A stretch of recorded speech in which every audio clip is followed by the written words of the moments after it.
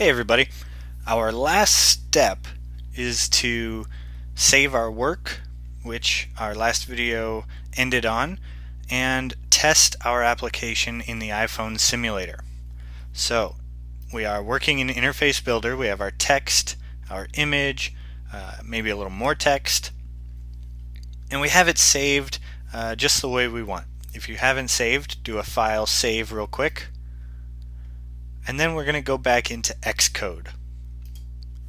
So bring our Xcode window up, and there's a couple things we need to do. This top left drop-down menu, if you click on that, we're going to want to select Simulator-iPhone OS 2.2.1, the very bottom one. So make sure that is checked. And then up at the top in the Xcode window, click Build, and then click Build and Run. It's going to open the iPhone simulator, and there we have it. We have our iPhone application displayed on the simulator, and it looks pretty good. Our text is lined up, nothing is out of place, and it looks the way we want it to. If we click the Home button here at the bottom of our screen, we can see our icons for our applications. I have some that I've been working on.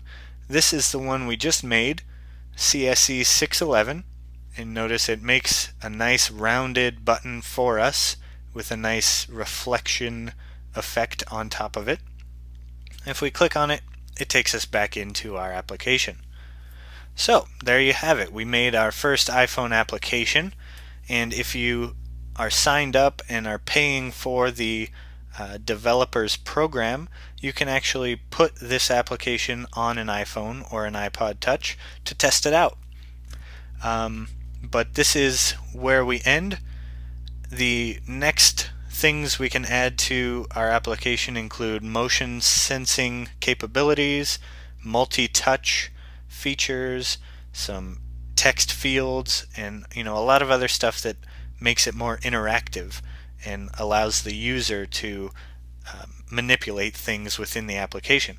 But that's a little more complex, requires a lot of coding, and at this point I need to do a little bit more studying. But hopefully, if you have the iPhone SDK, you can follow along with this and make your own Hello World applications.